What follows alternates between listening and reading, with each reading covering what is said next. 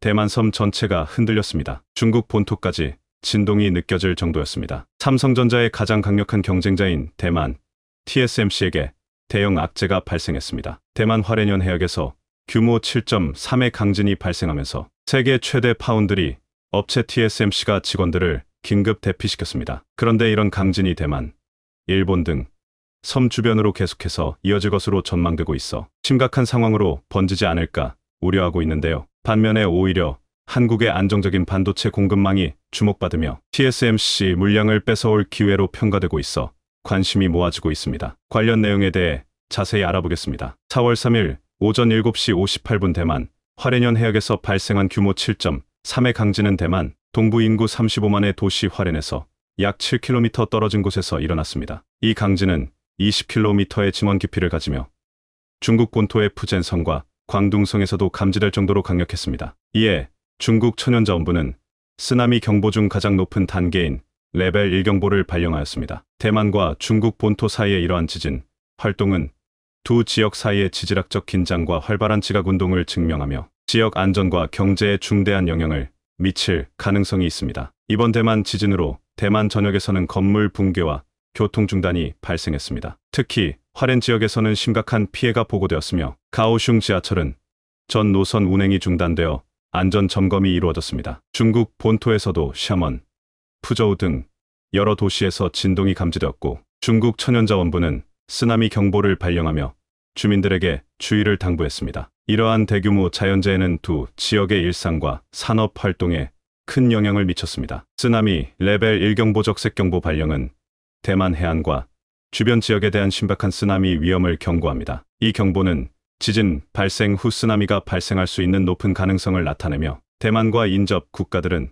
즉각적인 대비 조치를 취했습니다. 주민 대피, 해안가 및 취약 지역의 안전 점검, 그리고 긴급 대응팀의 배치가 포함된 대응 계획이 신속히 시행되었습니다. 이번 지진 피해에 가장 두려움에 떨고 있는 곳은 바로 TSMC인데요. 세계 최대 파운드리 업체 TSMC는 대만 화롄현 해역에서 발생한 강진으로 인해 일부 생산 라인에서 직원들을 대피시켰습니다. 이번 조치는 긴급 상황에 대한 초기 대응의 일환으로 회사 측은 현재까지의 피해 상황이나 생산에 미치는 영향에 대해 구체적인 정보를 제공하지 않았습니다. 이는 TSMC가 안전 점검 및 필요한 조치를 취하는 동안 생산 라인의 작업 중단이 발생할 수 있음을 시사합니다. TSMC의 이러한 대응은 반도체 공급망에 중요한 영향을 미칠 가능성이 있으며 업계 전반에 걸친 주의와 대비가 요구되고 있습니다. TSMC는 올해 들어 설비 투자 규모를 종전 계획보다 크게 상향하면서 진행 중입니다. 그런데 이런 지진 사태가 계속해서 발생한다면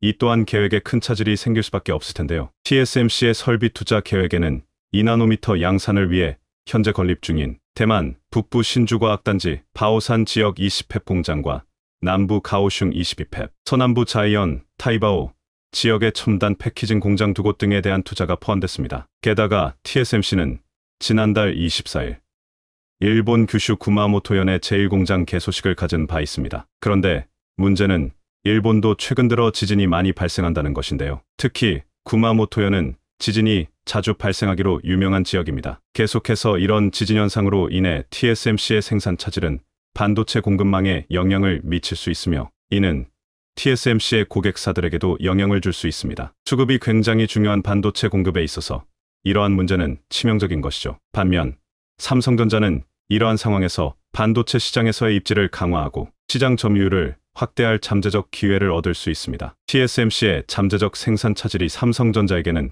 공급망 다변화와 신규 고객 확보의 기회가 될 수 있다는 것입니다. 과거 자연재해가 반도체 산업에 미친 영향을 살펴보면 제조 공장의 손실이나 생산 차질이 글로벌 공급망에 큰 영향을 줄 수 있음을 알 수 있습니다. 특히 TSMC와 삼성전자와 같은 주요 반도체 제조업체들은 재해에 대비한 다양한 대응 전략을 마련하여 위험을 최소화하려고 합니다. 이러한 전략에는 공장 위치의 다변화, 비상 생산 계획의 수립, 재해 발생 시 신속한 복구 시스템 구축 등이 포함됩니다. TSMC와 삼성전자 간의 대응 전략 비교에서 각기 다른 접근 방식과 준비 수준이 반도체 시장에서의 경쟁력을 결정짓는 중요한 요소임을 확인할 수 있습니다. 자연재해가 반도체 산업에 미친 영향을 고려할 때 이 산업의 안정성 강화는 중요합니다. 반도체 제조업체는 재해 대비 계획을 강화하고 공장의 지리적 다양화를 추진해야 합니다. 하지만 TSMC가 지리적 다양화를 추진하는 곳이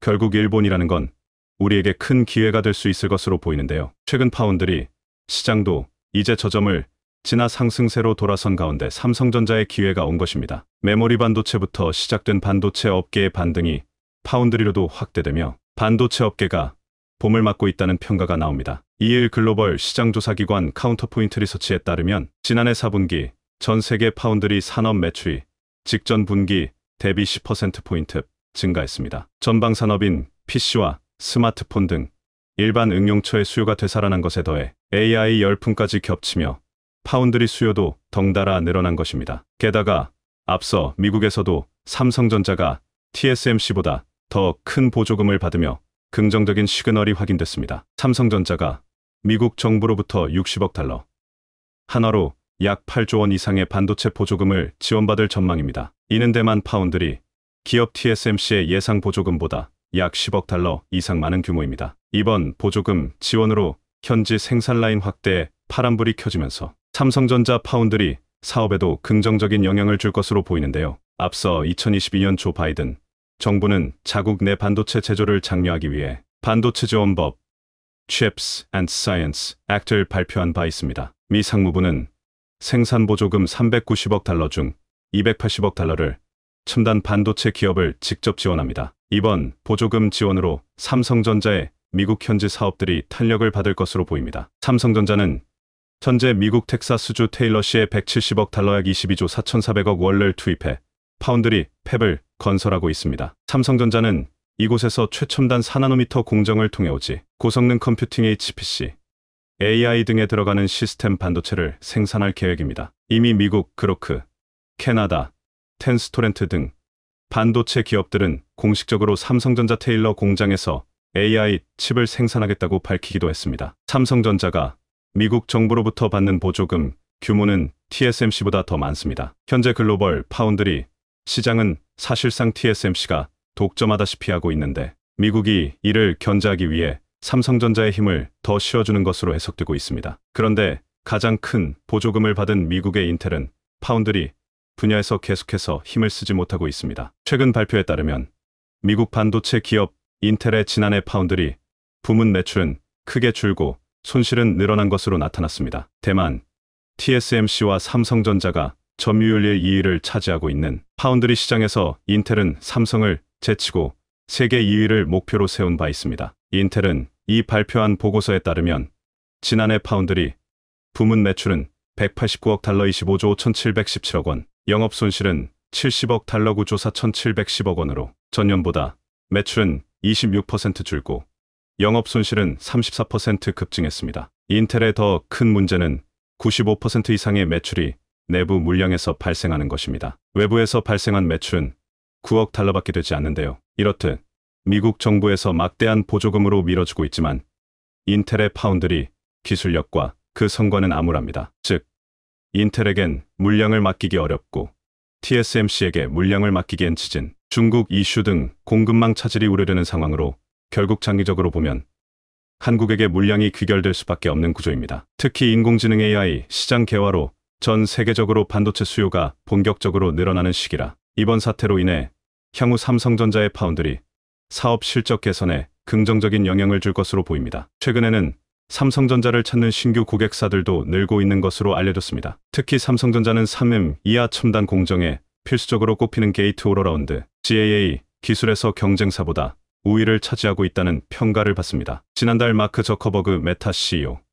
챗 GPT의 아버지 샘 올트먼도 방한에서 삼성의 AI 반도체에 큰 관심을 드러내기도 했습니다. 실제로 그 이후에는 메타가 삼성 파운드리의 인공정을 통해 AI 칩을 생산할 것이란 가능성이 나오기도 했습니다. 게다가 저커버그는 TSMC의 높은 의존도에 관해 우려를 표명한 바 있습니다. 메타는 현재 자사 AI 칩 2종을 TSMC를 통해서만 생산하고 있는데 이번에 일부 물량을 삼성에 맡길 것으로 보입니다. 계속해서 발생하고 있는 대만, 일본 지진 사태로 TSMC에 대한 우려가 더 커지고 있습니다. 이번에 대만 지진 사태로 인해 TSMC에겐 위기가 닥치고 삼성전자에겐 큰 기회가 찾아왔습니다. 자연재해는 예측할 수 없으니 항상 불안에 떨면서 TSMC를 고객으로 삼고 있을 수도 없는 것입니다. 그래서 이참에 반도체 사용 고객들도 공급 다변화를 통해 한국에게 물량을 주게 될 가능성이 높습니다. 이번 사건을 통해 한국 반도체 산업의 지속 가능한 성장을 위해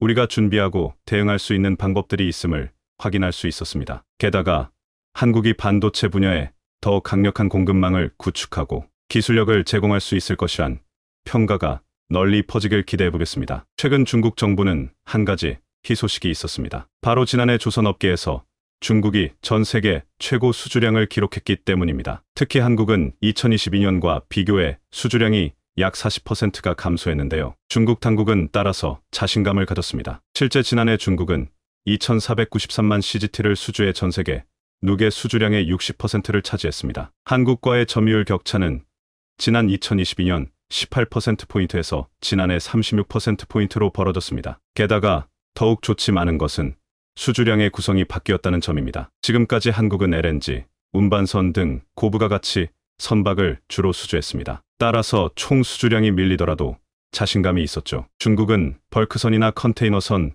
등만 수주량이 높았고 그조차도 대부분 중국 내부에서 수주한 것이므로 실제 수주량이 한국이 적더라도 이유는 한국이 훨씬 큰 상태였는데요. 하지만 작년에는 이제 중국 LNG, 운반선이 전년 대비 7%, 그리고 유조선도 7%, 초대열 컨테이너선은 약 10%가 올랐습니다. 이런 선박들이 고부가 가치 선박이기 때문에 중국에서 점유율이 올라간다는 것은 한국 입장에서 그다지 좋지 않은 사인이었는데요. 물론 한국의 점유율이 떨어진 데는 이유가 있습니다. 한국의 도크가 몇 년 동안 가득 차 있기 때문입니다. 따라서 선주들은 한국에는 이제 주문을 할 수 없으니 중국에다 발주를 한 것이고 그 중에 정말 급한 선주들도 있기 때문에 어쩔 수 없이 중국으로 돌아서게 된 국면도 있습니다. 또한 이들 중에는 절중 무역 자원에서 중국에 주문한 국가들도 있습니다. 프랑스 같은 경우에는 에어버스 약 200여 대를 시진핑 국가 주석에게 마크룸 대통령이 주문을 받았고 이에 대한 보답으로 초대형 컨테이너선 10척을 중국에 발주한 것이죠. 문제는 이렇게 선박 건조량이 늘어나다 보면 중국의 선박 건조 실력이 증가한다는 것입니다. 항상 어떤 산업 분야에서 중국이 들어오기 시작하면 이런 식으로 점유율을 늘려가고 국가 보조금까지 지원되고 거기에 중국은 한국 대비 가성비가 좋습니다. 그렇기 때문에 한국은 도크가 차서 어쩔 수 없는 이 틈을 노려서 중국이 치고 올라오는 것이죠. 물론 중국에 여전히 위험성이 있다는 것은 많은 선주들이 알고 있습니다. 유조선 같은 경우에도 지난해 산둥선 인근 칭다오 바다 남쪽에서 유조선이 폭발해 두동강이 났다는 것은 유명한 소식입니다. 작년에 중국 유조선 점유율이 7% 늘었다고 하더라도 많은 유조선 선주들은 중국에 유조선이 불안감이 있다는 것을 알고 있는 것이죠. 하지만 중국은 중국 내에서 일어난 사고에 대해서 철저하게 은폐합니다. 한국에서는 이를 자세히 알 수가 없었습니다. 중국은 2011년 보아이만 원유 유출 사고에서도 한국은 정확한 자료를 알 수가 없었습니다. 어지간한 사고 사안에 대해서는 중국은 모두 뉴스를 은폐하고 있으며 다행인 것은 당시에 유조선 안에 기름이 없었다는 점입니다. 원유를 모두 하역하고 폭발이 일어났기 때문에 한국에서도 큰 기름의 피해를 보지 않은 것인데요. 하지만 중국은 자신 국가 내에서 일어난 문제는 동제합니다만 해외에서 일어난 일들을 동제할 수는 없습니다. 예를 들어서 2년 전에 싱가포르에서 신상 중국 컨테이너선이 침몰한 적이 있었는데요. 이는 많은 선주들이 굉장히 불만했던 게 신상 선박임에도 불구하고 침몰했기 때문입니다. 따라서 당시에 중국의 컨테이너선 발주가 다소 주춤한 면이 있었는데요. 한국의 컨테이너선은 그런 사고가 하나도 없었고 중국 조선소에서 건조된 컨테이너선이 침몰했으므로 당연히 이런 맥락은 중국 배에 발주하는 것을 꺼리게 되는 것입니다. 그런데 이번에 호주에서 다시 한번 중국 LNG선이 멈춰서는 사고가 발생한 것입니다. 중국의 LNG선이 멈춰선 것은 이것은 2018년에 이어서 두 번째인데요. 많은 사람들은 거의 6년 만에 일어난 사고이므로 그럴 수도 있지 않느냐, 6년에 2번 정도면 괜찮지 않느냐고 반문하긴 합니다만 문제는 LNG 선박은 절대로 이렇게 멈춰서는 안 된다는 이야기입니다. LNG 선박은 사전에 계획된 액화 천연가스를 운반하는데 주요 목적이 있습니다. 이 LNG 물량은 무려 2년 3년 전에 선물로 계약된 것이죠. 따라서 이미 엄청난 대금도 지불된 상태이고 반드시 제 시간 만에 천연가스를 해당 국가에 운반해야 하는 책임이 있습니다. 하지만 이렇게 멈춰서 버리면 양측 국가는 본론이고 선박 해운사 모든 면에서 상당한 손해를 발생시키는 것입니다. 그렇기 때문에 액화 천연가스 운반선은 상당히 고부가치 선박이라고 한 수가 있는 것이죠. 최근 호주 해사안전청에 따르면 중국 후둥 중화조선이 건조한 LNG 운반선인 CSI 칭다 5호는 지난 11월에 호주 동부 퀸즐랜드 주 글래스톤 인근의 커티스 아일랜드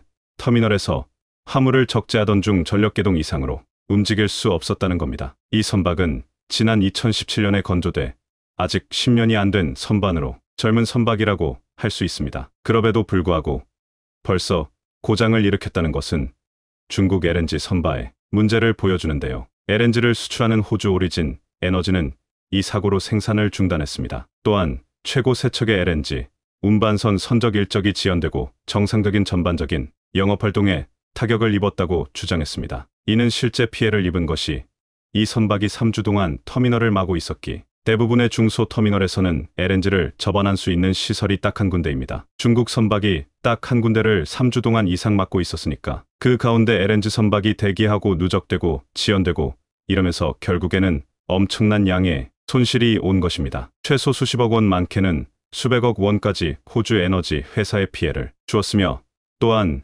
에너지는 국가 간의 신뢰가 있는 문제인데 많은 나라들이 호주에서 LNG 받기를 꺼려할 수도 있다는 것입니다. 왜냐하면 호주가 중국 LNG선을 사용했기 때문에 이런 식으로 된다면 앞으로 호주에 발주하는 것이 좀 더 꺼려진다는 것이죠. 결국 중국 당국은 배를 급파해서 이 배를 다시 중국으로 견인해가는 것으로 알려졌습니다. 하지만 많은 선주들은 이미 2018년에 동일한 전력계동 문제로 멈췄던 배가 있었다면서 6년이 지나도 똑같은 문제가 반복된다는 것은 앞으로 중국에서 생산되는 많은 배가 이런 문제를 가지고 있을 것이라고, 특히 이와 같은 20만 톤의 위치를 가까운 초대형 LNG 운반선 시장에 있어서는 역시나 한국이다, 한국 기술에 되지는 않는다 라고 판단하고 있습니다. 돈을 좀 아껴보려고, 그리고 시간을 단축하려고 중국에 주문했지만 이런 사고가 단 한 번이라도 터진다면 그렇게 아낀 돈은 모두 다 날리게 되는 것이며 거기에 손해배상까지 해줘야 하는 것입니다. 또한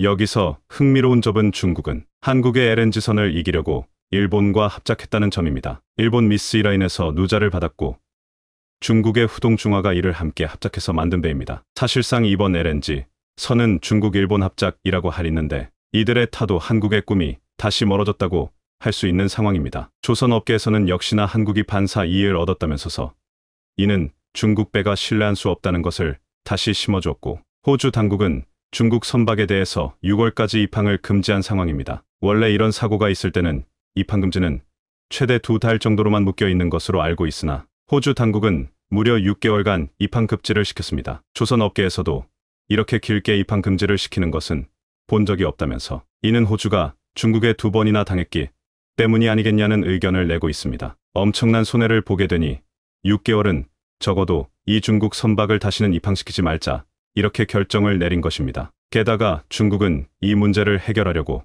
적극적으로 임하지도 않았습니다. 호주 당국은 빠르게 이 배를 처리해달라고 요청했으나 중국은 결국 이 배를 처리하는 데까지 3주나 걸렸고 간신히 견인해가는 모습을 늦게 보여줬습니다. 반면 한국은 이런 문제가 있을 때 기술자들이 급파되고 해당 사안을 빠르게 현지에서 처리하는 것으로 알려졌습니다. 굳이 한국에 모집 않아도 되는 정도로 현지 기술 인원들이 급파되며 다양한 문제에 있어서 굉장히 프로페셔널하게 처리하는 것으로 유명합니다. 많은 이들은 일시적으로 한국이 계속해서 선수주 등으로 한국의 조선 점유율을 앞서는 모습을 보이는 듯하나 결정적으로 견고한 배를 만드는 데 있어서는 한국의 기술이 여전히 한참 앞서 있다는 평가를 내리고 있습니다. 많은 선주들은 오히려 한국 보고 도크를 늘려달라며 아우성입니다. 이번 사건으로 인해서 오히려 한국의 컨테이너선, LNG 운반선, 유조선 등의 가치가 더 올라갈 것으로 판단되고 있습니다. 하지만 한국 조선업 업계에서도 근본적으로 인력 확보를 해야 하는 등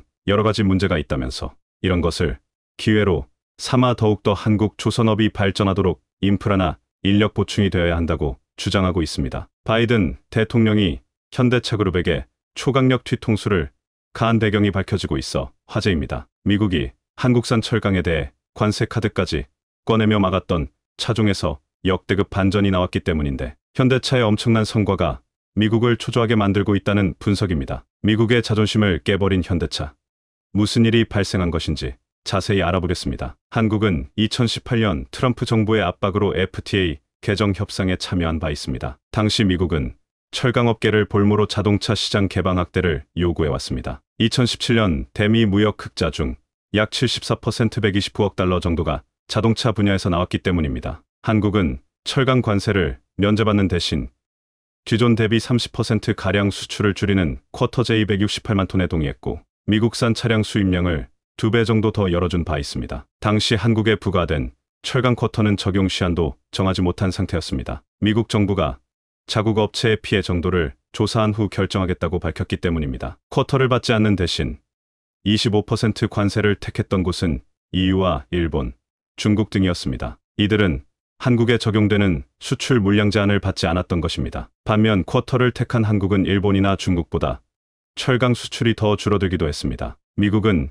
일본 등에 100만 톤에 달하는 품목 제외를 해줘 관세를 면제해줬고 쿼터로 묶어 놓은 한국에는 이런 면제 조치를 적용하지 않는 차별을 가했던 것입니다. 한국에 혜택을 줬다는 관세 면제도 이득을 얻기 위한 속임수였던 것입니다. 미국은 무늬만 관세 면제를 해줬을 뿐 반덤핑, 폭탄을 계속 사용해왔습니다. 실제로 관세 면제 조치 하루 만에 41% 반덤핑 관세를 맞은 철강 제품도 있었습니다. 작년 3월에는 철강과 변압기에 부과된 반덤핑 관세가 WTO에서 한국 측 승소로 나왔지만 미국은 이마저도 인정하지 않고 불복 상소를 하기도 했습니다. 그런데 더욱 황당한 것은 당시 25% 관세를 택했던 EU와 일본, 영국 등에는 최근 무관세 물량을 부여해줬고 한국에는 쿼터 확대나 해제에 대한 어떠한 협상도 하지 않고 있다는 것입니다. 미국에 철강 수출 할당량을 늘려달라고 지속 요구를 하고 있지만 그들의 답변은 한국은 이미 충분한 혜택을 받고 있다는 것이었습니다. 지난 5월 바이든 방한 때도 얘기를 꺼냈지만 얻은 것은 아무것도 없습니다. 일본과 EU 등은 무관세 물량을 넘어서도 쿼터가 없어 수출을 계속할 수 있습니다. 최근 미국 경기가 살아나고 대대적인 인프라 투자가 이뤄지는 만큼 쿼터로 묶여있는 한국에 불리한 상황이 된 것입니다. 그런데 이런 철강 문제보다 미국이 한국에 더 원했던 조건이 하나 있었습니다. 미국 정부는 한국의 철강 관세를 면제해주겠다며 당근을 제시했고 자국 픽업 트럭 시장에 현대차 등의 진출을 어렵게 하는 조건을 내건 바 있습니다. 기존 FTA 협상에 따라 2021년부터 픽업 트럭의 관세 면제가 예정되어 있었지만 결국 20년이나 더 뒤로 미룬 2040년까지 계속 부과받게 했던 것입니다. 픽업 트럭은 짐칸이 있는 SUV 기반 트럭으로 분류되고 있습니다. 레저용품 운반이나 소형 장비 견인에도 용이하다는 점에서 미국에서는 꾸준히 스테디셀러로 자리매김하고 있는 차종입니다. 미국 언론들은 픽업 트럭이 나라를 세우기 위해 피와 땀, 눈물을 바친 미국인들에게 거의 100년 동안 버팀목이 되어줬다는 평가를 하기도 했습니다. 단순히 차량을 넘어 국민적 자부심으로 여기는 시각도 있는 상황입니다. 트럼프 정부가 픽업 트럭에 대한 관세를 유지하려 했던 것도 이와 무관치 않다는 분석입니다. 한국에서는 세단이 강세인 것처럼 미국은 픽업 트럭에 대한 선호도가 높습니다. 가장 많이 판매되는 차량 상위권에 거의 매년 픽업 트럭이 차지하고 있을 정도입니다. 2017년 미국 시장에서 판매된 1,700만 대의 차량 중 430만 대가 픽업 트럭이었죠. 특히 포드 FCG는 한 해 약 80만 대가 팔렸을 정도로 인기를 얻고 있습니다. 이에 미국 정부는 선거철이 가까워 오면 픽업 트럭의 부흥을 강조하는 전략을 주로 사용해왔습니다. 한국 내에서는 2021년 관세 종료를 노리고 픽업 트럭을 준비 중인 상황이었습니다. 현대차는 픽업 트럭을 개발해 국내에서 생산 후 미국으로 수출하는 방안까지 검토해왔습니다. 하지만 향후 20년간 추가로 25% 관세 유지가 결정됐고 한국 내 생산은 접어야 했습니다. 당시 트럼프는 중간 선거를 앞두고 이를 대대적으로 선전하며 픽업 트럭 시장을 지켰다고 홍보해댔죠. 하지만 현대차는 포기하지 않았고 관세를 피하기 위해 미국 내 공장에서 생산을 추진해왔습니다. 그렇게 산타크루즈라는 이름으로 작년 7월 미국 시장에 출시됐고 결과는 놀라웠습니다. 판매량이 급격히 증가하며 신차 판매 속도 1위를 기록했던 것입니다. JD 파워가 발표한 만족도 조사에서는 중형 픽업 부분 1위를 차지하기도 했습니다. 그리고 미국 자동차 기자협회 WAPA에서도 베스트 픽업 트럭으로 선정됐던 상황입니다. 출시 당시만 해도 픽업 트럭 성지인 미국에서의 흥행은 쉽지 않다는 시각도 많았지만 이를 극복하며 판매량이 급격히 늘어나고 있는 것입니다. 포니 픽업 트럭 이후 38년 만에 선보인 차종에서 대박이 예고되고 있는 상황입니다. 지난달 현대차는 인플레이션 감축법에도 미국 내 역대 최고 판매 기록을 세웠는데 신규로 출시한 산타크루즈가 크게 기여했던 것으로 나타났습니다. 엘란트라와 팰리세이드가 각각 30%와 7% 늘어날 동안 산타크루즈는 전년 대비 132% 수직 상승하며 2,900대를 판매한 것입니다. 현지에서는 미국산 차량을 취소하고 현대차를 계약했다 는 글들이 수시로 올라오고 있습니다. 산타크루즈는 투싼과 동일한 플랫폼을 기반으로 만들어졌고 가격도 24,000터부터 4만 달러 사이에 판매돼 가성비 또한 미국 차를 능가하고 있습니다. 바이든 정부와 미국 자동차 업체들은 긴장하며 현대차를 압박한 이유도 이 때문입니다. 바이든 대통령은 지난해 5월 포드 자동차 공장을 찾아 예정에 없던 전기 픽업 트럭에 시승한 바 있는데 이는 지난 40년간 미국에서 가장 많이 팔린 F150 픽업 트럭을 기반으로 한 전기차 모델이었습니다. 바이든은 이 녀석 빠르네요 라는 감탄사를 연발한 뒤 한 대 사겠다 는 언급을 하기도 했습니다. 픽업 트럭에 대한 지대한 관심을 드러내며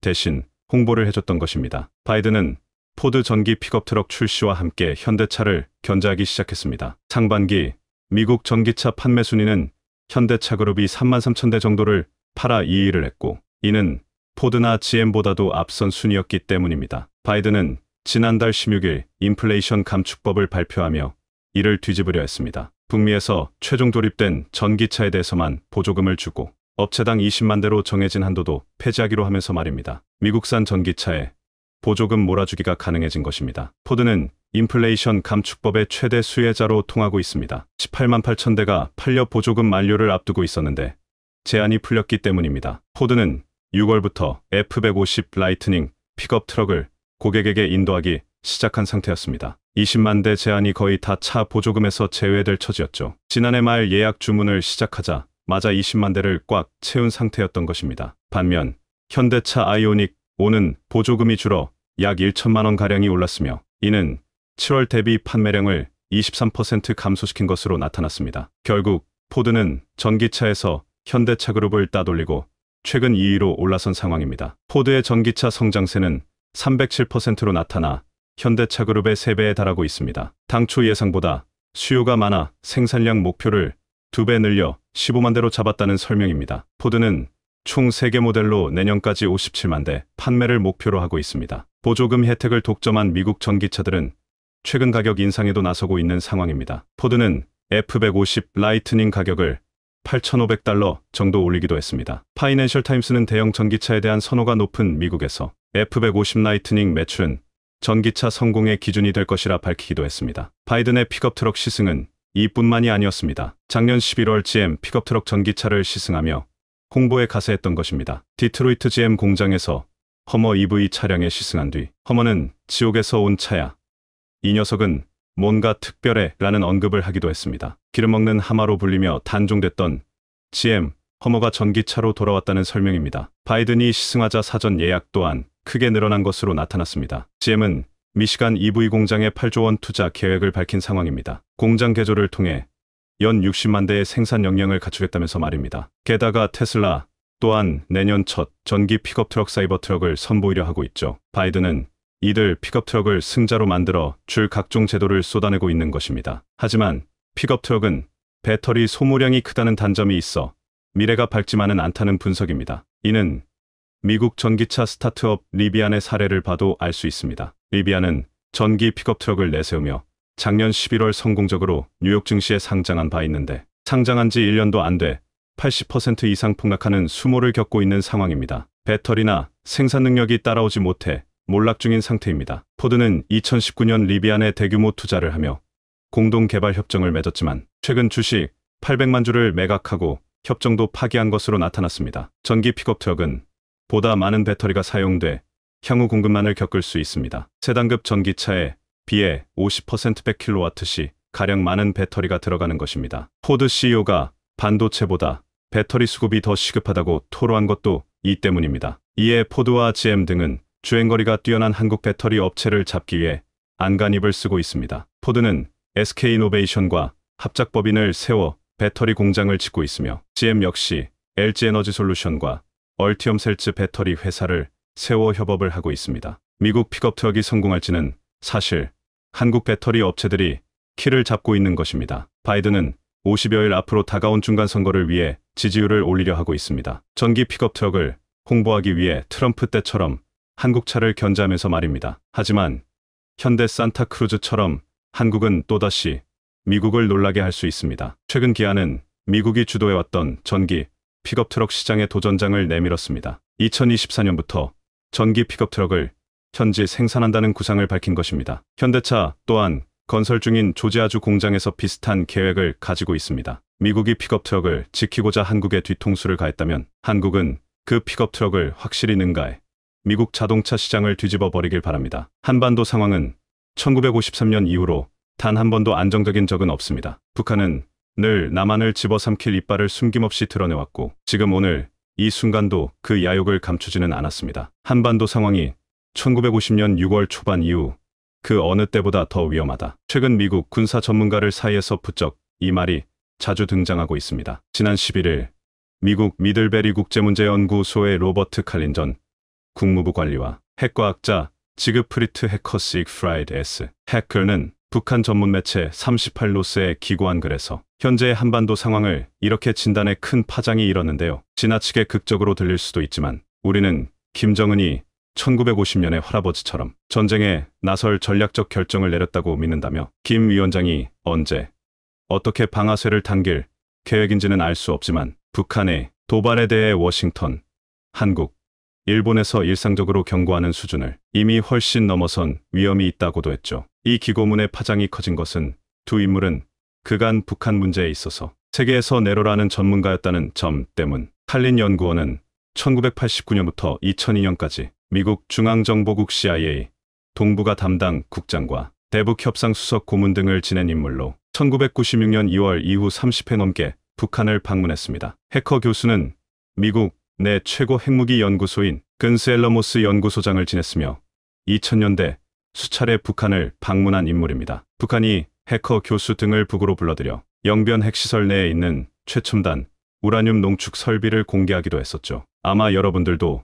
지난해부터 북한으로부터 전쟁이라는 단어가 부쩍 자주 등장하고 있다는 사실은 잘 알고 계실 텐데 북한이 전쟁을 일으켰다가는 즉각 맞닥뜨려야 하는 한국 부대가 하나 있습니다. 지난 15일 김정은은 평양에서 개최된 최고인민회의 시정연설에서 영토 조항을 반영한 헌법을 개정할 필요성을 내비쳤습니다. 그는 대한민국을 제1의 적대국으로 불변의 주적으로 확고히 강조해야 한다며 전쟁이 일어나는 경우에는 대한민국을 완전히 점령 평정 수복하고 공화국 영역에 편입시키는 문제를 헌법에 반영해야 한다며 헌법 개정을 촉구했죠. 그러면서 헌법에 주민들이 삼천리금 수강산, 8천만 결의와 같은 북한과 남한을 동족인 것으로 오해를 불러오는 낱말들을 사용하지 않아야 하고 대한민국을 철두철미 제1의 적대국으로 불변의 주적으로 확고히 간주하도록 교육교양 사업을 강화한다는 것을 사실 김정은은 꽤 오랫동안 이 문제를 고민해온 것으로 보여집니다. 특히 전 세계가 평화무드로 접어들었던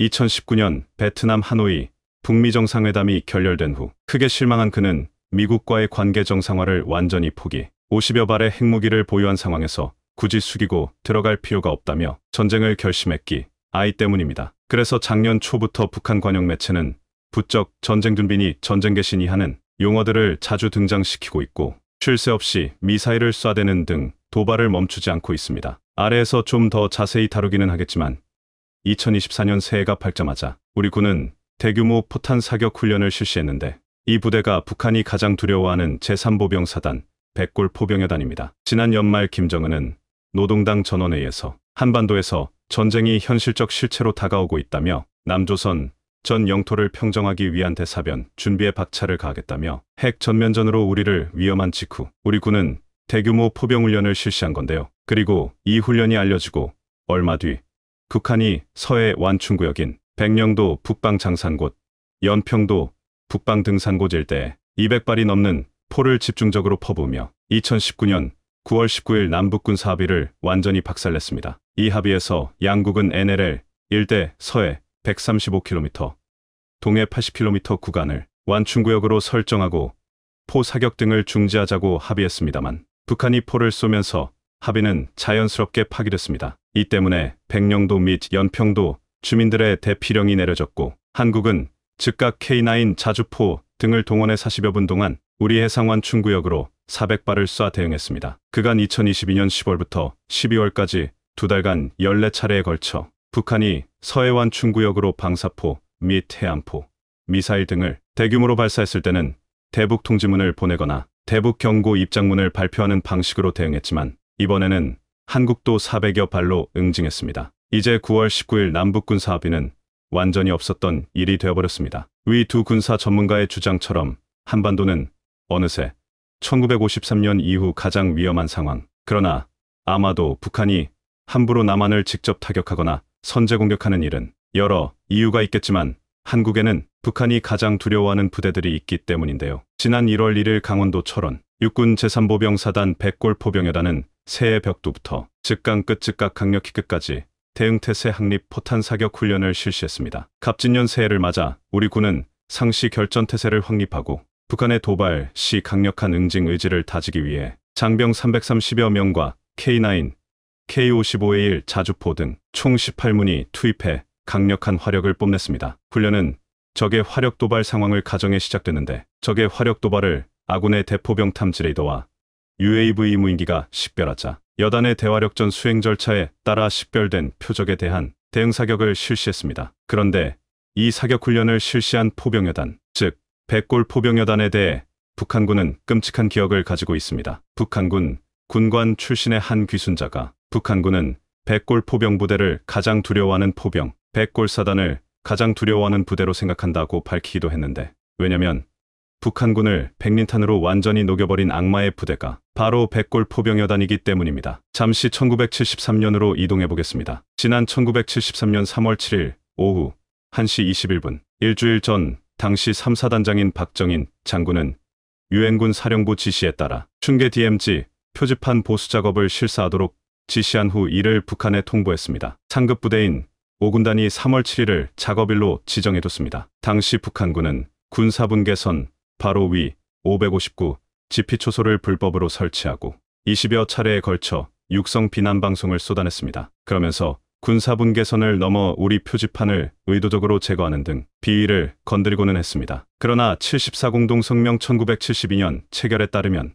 양측은 상호 비방을 하지 않도록 합의했기 때문에 이러한 비난 방송은 명백한 위반 행위입니다. 어쨌든 DMZ 표지판 보수 작업을 위해 백골부대 소속 중대장 1명과 장병 4명은 북한군이 뽑아낸 표지판을 세우고 안전통로 보수를 시작했고 부대로 복귀를 준비했습니다. 그런데 귀대하던 그들을 향해 인민군은 기습사격을 가했고 중대장을 포함 2명의 중상자가 발생했습니다. 이에 적의 함정에 빠졌음을 인지한 박 장군은 즉각 응징책을 준비시키면서 사격에 대한 책임은 전적으로 북한에 있다며 수차례에 걸쳐 사격 중지를 요청했습니다. 하지만 북한이 이 경고를 무시하고 사격을 이어가자 합법적인 응징을 시작했습니다. 관측기를 상공에 띄우고 포병부대로 하여금 도발원점을 제거하도록 지시했는데요. 이에 오후 2시 15분 포병부대는 155mm와 105mm 곡사포를 이용 북한군 지피의 포를 강타하는 한편 적 보병 배치선에 포탄을 장렬시켰습니다. 동시에 부상병 구출 작전을 위해 백린 연막탄을 발사해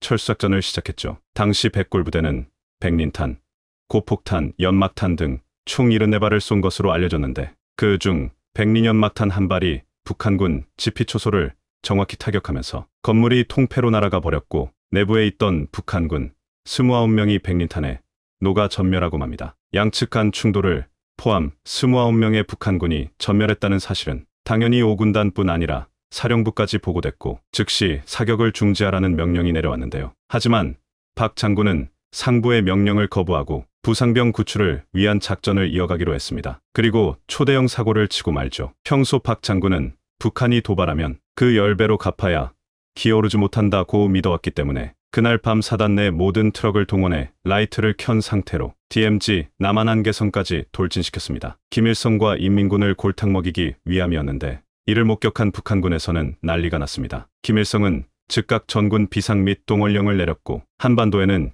20년 만에 전운이 감돌기 시작했습니다. 자칫 총성 한 번에 전쟁으로 확전될 상황. 그러나 다행스럽게 아무 총성도 울리지 않았고 유엔군 사령관은 이번 사건은 북한 측의 휴전협정 위반으로 일어난 것이고 유엔군은 부상병 구출을 위한 자위적인 작전을 전개한 것뿐이다. 전투할 의사는 분명히 없다하며 황금이 해명 담화를 발표했습니다. 이로써 전쟁 위기는 무사히 넘겼고 이 사건이 그 유명한 3.7완전 작전입니다. 어쨌든 북한의 도발에 대한 응징으로 쏜 백리 연막탄으로 북한군 29명이 녹아 전멸하는 사고가 발생했고 모든 트럭이 라이트를 켠 상태로 북한군을 향해 한계선까지 돌진하면서 북한군의 간담이 서늘해졌습니다. 그래서 이후 북한군이 오로지 백골 부대를 방어하기 위한 2개 사단을 특별히 창립하는 등 북한이 가장 두려워하는 부대로 명성을 떨치게 됐는데요. 다만 이 작전을 주도한 박정인 장군은 상부 명령을 거부하고 독단적으로 작전을 수행한 죄를 물어 즉각 사단장에서 해임됐습니다. 그는 예편 후 쓴 회고록 풍운의 벼롱익 1990년을 통해 이 작전은 김일성에게 겁을 주기 위한 것이었다고 회고하며 이 작전에 한 점의 부끄러움도 없다고 밝히기도 했는데요. 현재 북한의 경고 수위를 보면 분명 이전과는 많이 강경해진 것은 사실입니다. 이에 전 세계 군사 전문가들은 올해 안에 한반도에서 총성이 울릴 수 있다고 경고하고 있기도 하고 일부에서는 지능계는 물지 않는다며 그 근거로 북한이 러시아에 보낸 수백만 발의 포탄을 들었습니다. 전쟁을 준비 중이라면 전쟁에 반드시 필요한 포탄을 러시아로 보낼 리 만무하다는 것이죠. 저 역시 이 주장에 동감하지만 전쟁은 언제든 일어날 수 있다는 점에도 동의합니다. 다만 북한군이 가장 두려워하는 부대가 여전히 건재하고 과시용 훈련까지 실시한 상황에서 과연 북한이 또 다시 전멸을 무름쓴 도발을 감행할지는 미지수입니다. 왜냐면 1950년 세계에서 가장 가난했던 한국과 2024년 세계에서 열 손가락에 드는 군사강국 한국은 분명 다르니까요.